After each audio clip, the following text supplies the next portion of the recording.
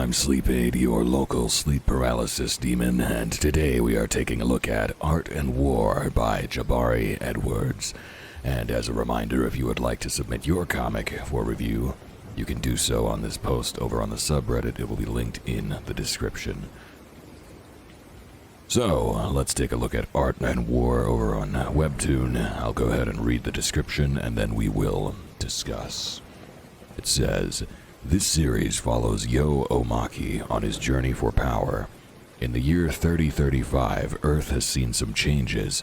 Your status in life is how well you can fight and earn the universal currency of battle points. People are able to manipulate the elements and fight with them, called art.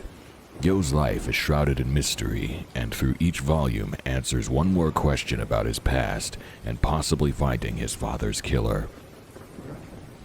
So, this is an action fantasy series. I would probably say it is a shonen-style epic with a lot of flashy fight scenes and interesting elements, although it does meander a lot and it feels torn between multiple identities without really establishing a solid identity of its own.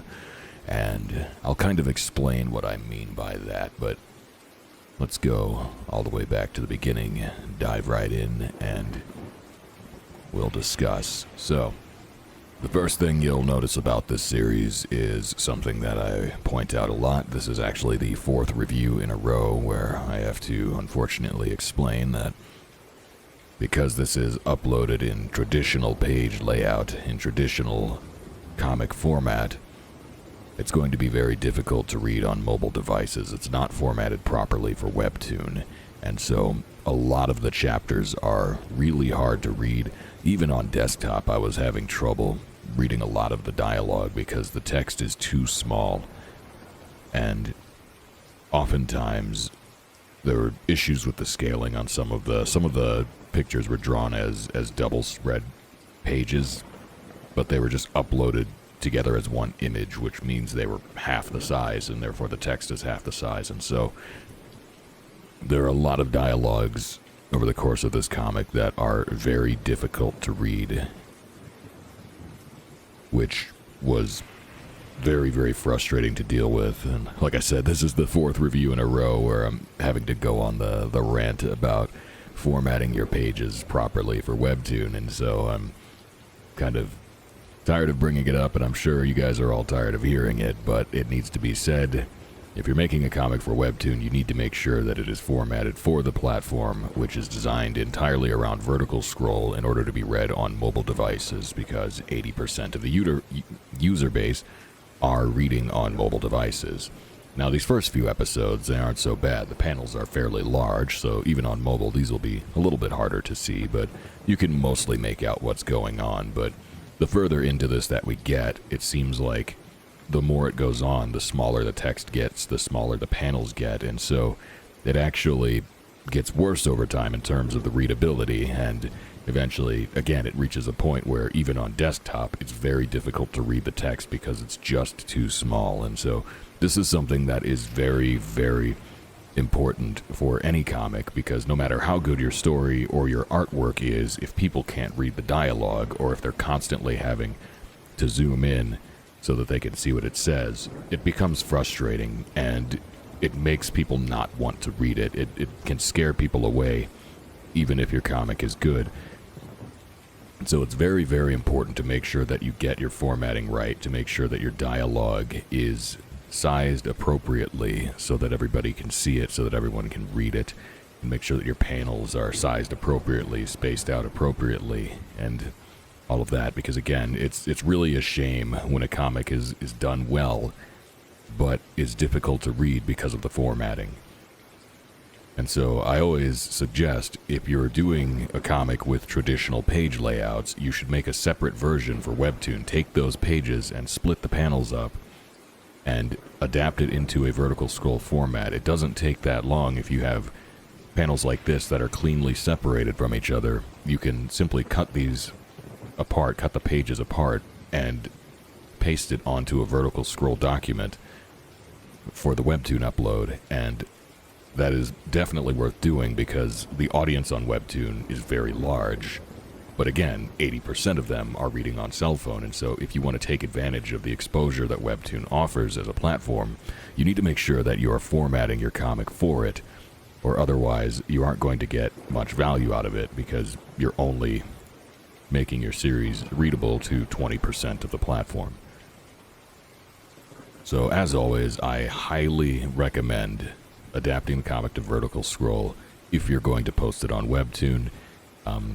It's generally not a good idea to put traditional comic pages on Webtoon. The platform is just not designed for it. Now, that out of the way, let's go ahead and talk about the actual comic itself. So, what I found with this comic was that there are some pretty cool fight scenes, and there are a lot of panels in those fight scenes that are rather good looking. There are some cool moments and interesting poses and abilities and things out of the characters, but I do feel like the story is a bit of a weak point because it meanders a lot and it really, really struggles to choose a direction confidently, and it kind of seems to keep going on tangents without having as much of a clear-cut goal. So the overarching plot is that our main character is a fatherless child who is graduating from high school with a final fight against apparently a school bully. And so it already feels in the beginning like we're kind of missing some information. It feels like a story that starts halfway through. And so we get thrown into this world and introduced to the characters very quickly, but it isn't immediately clear what the point of the narrative is, what the motivation of the characters are, or what the goals are, or any of the backstory. And all of those things do get revealed, but they get revealed at really, really strange times, at really random moments. And so it's really important with an action series to make sure that you establish your main character right away, because if the story is going to be told through the eyes of the main character, and this is who we're going to be following on an adventure, we want to have a way to really empathize with that character very quickly. We want to make sure that our main character is someone that we can root for, someone that we immediately are able to understand, and who has a goal that we can get behind.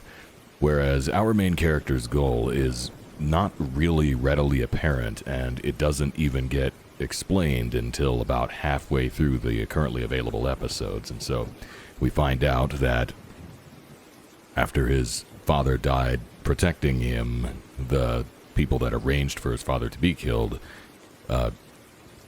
erased as much of his legacy as possible and have been covering up his existence, essentially. And so our main character determines that he wants to fight in this prestigious tournament that his father once fought in order to make sure that he can carry on his legacy and stop his father's name from being forgotten. And that seems to be his core motivation, but there's so many elements swirling around the story that it's really hard to even focus on any one of them, because it's kind of written in a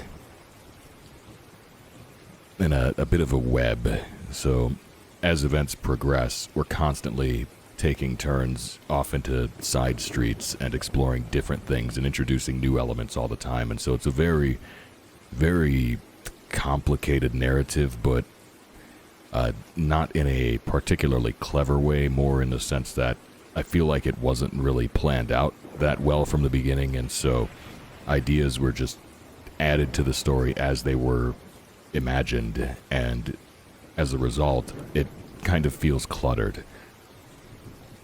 So, to try and put the events into sequence, we have our main character with his final fight of high school. He defeats the school bully, and then, because of the power that he displays during that fight, the school coach challenges him to a fight to the death under the ultimatum that if he can't control his power, that he shouldn't be allowed to live.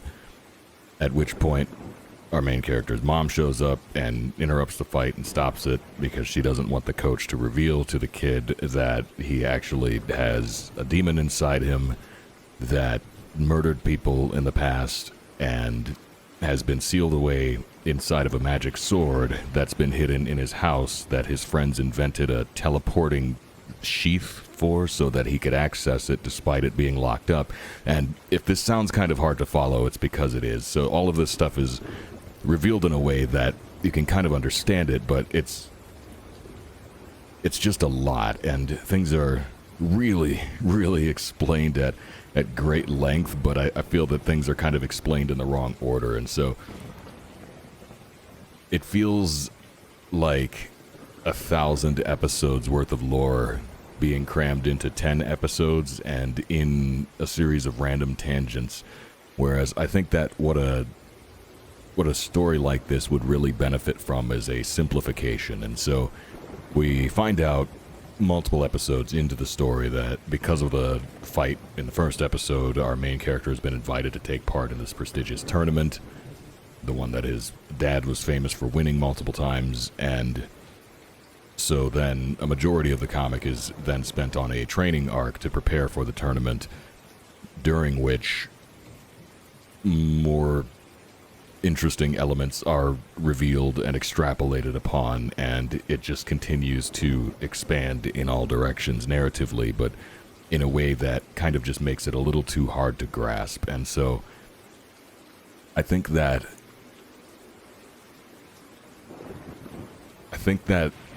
there are a lot of very interesting ideas mixed into this, but it kind of adds too many ideas too quickly, when we don't really have time to dwell on them, and we don't really have time to get a full understanding of them. So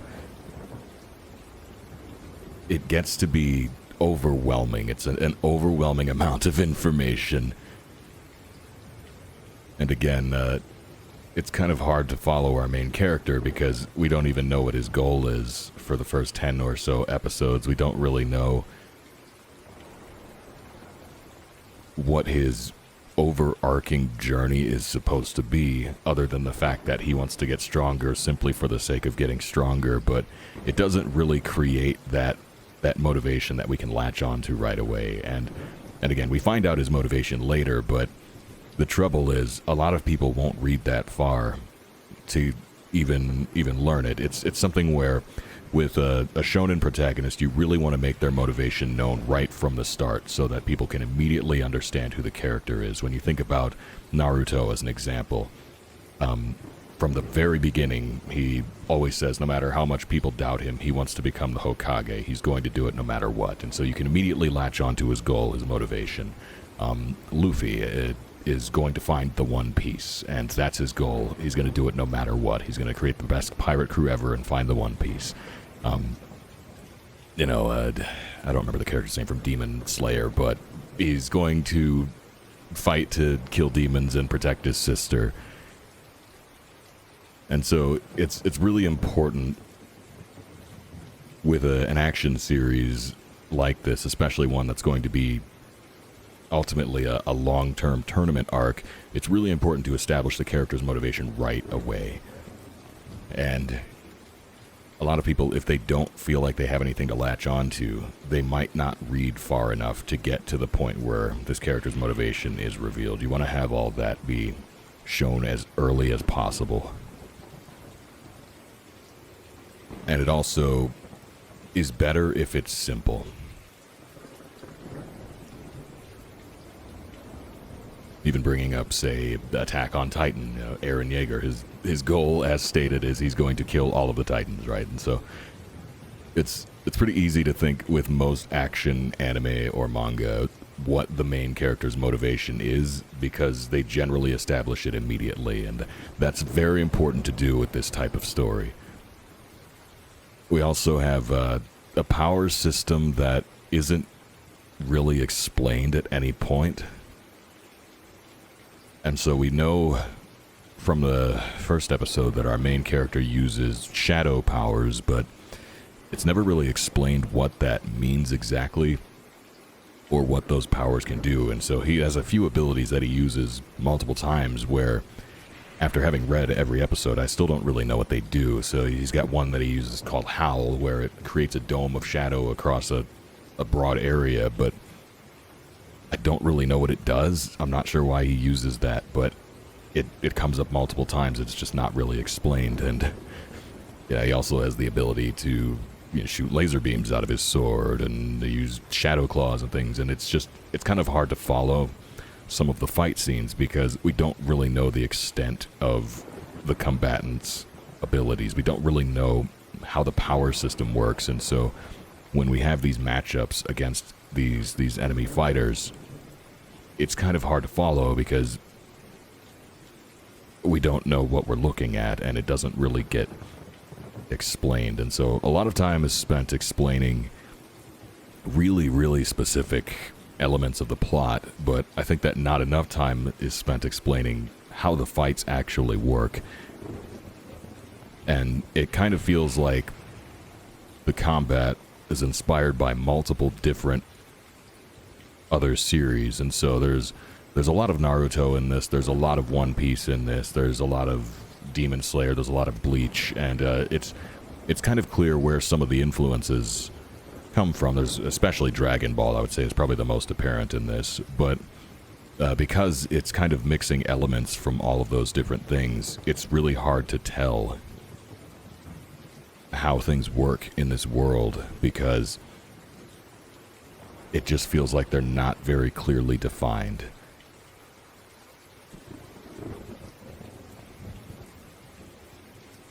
And so despite the fact that there's an overwhelming amount of information about things such as the robot planet and the war against the robot men that ultimately returned to Earth and things like that, we don't really know why there are chicken people or how anybody's powers work or what the demons are. Why are people being possessed by demons? What are the demons? Where do they come from? Why do they want to kill everybody? So there are some really, basic, immediate questions that I have about the story that don't get answered, but then we spend several pages answering questions that I didn't have, and so it feels like I'm being overwhelmed with information, but simultaneously, I also feel like I'm missing a lot of very simple information, and so I think that probably the best way to describe it is it feels like it doesn't know what to focus on narratively. And so if all you're interested in are cool fight scenes, then there are plenty of those. And so if you just want to see people fight and battle each other in really exciting ways, then there's a lot of that. There's a lot of really, really well done fight scenes with cool abilities being used against each other. But it is very hard to understand what's going on a lot of the time, and it's kind of hard to understand why things are happening the way they are, and it feels like the pacing is very uneven. So sometimes we spend a lot of time just talking and hanging out and discussing things that aren't immediately relevant, and then other times we spend 3 chapters in a row just fighting endlessly, and so the pacing is very, very uneven, and I think that it's kind of hurting what seems like a series that has some interesting ideas and generally pretty good art and honestly a few pretty cool fight scenes. So yeah, this is one where it's kind of hard to say what I would recommend, especially being so deep into the series. I mean, there are 25 episodes and they're all pretty long. You know, if we were to count the panels on these are pretty extensive. And so there's a lot here. And it's got a pretty extensive foundation by this point. But it's also kind of missing a solid foundation.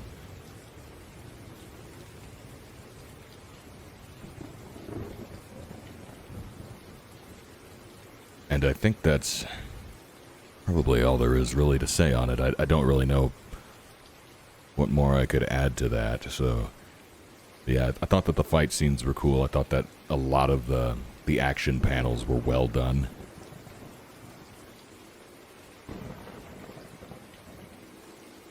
But I couldn't really I couldn't really get invested in any of the characters, and it was very hard to follow what the overall point was, and sometimes the sequence of events could be very confusing. I also think that somewhere in here there's a missing chapter, because there's a point where the characters talk about events that didn't happen on the Webtoon side of things, so I don't know if it was just not uploaded here, or if it was missed, or if it was deleted, but there's a point where we jump from the character, so he finds his mom's diary in this mountain cave randomly. I don't know why it's there, it's never explained, it just happens to be there, but he finds it and he reads it and he learns some secret about the past that causes him to become enraged and suddenly want to kill all of the bird people. And then in the next chapter, they immediately say that they've locked him in a cave for a week, and they talk about having saved him from the Bari Bari gang, which had not happened, and so it feels like a chapter was missing. So I don't know if that was unintentional or if it's just a writing error. I'm not really sure, but it was very confusing. And there were actually multiple moments like that where I found myself having to go back and look and see if I had missed something, only to find that I hadn't missed anything. It just was very confusing. And so, yeah, I think the strength of this comic, again, is definitely just the action, but the story makes it really hard to follow, and when you combine that as well with the fact that it's black and white and it's traditional page style, and so like a lot of the text is too small, a lot of the panels are very small, it makes it really hard to read. And there are so many moments because of all those factors combined that made me want to click away from it and stop reading it. And so I think that this is something that has potential, but foremost, I think that if it's going to be on Webtoon, it should really get reformatted for Webtoon. But also, I think the plot needs some clarification, and the pacing could use a lot of work.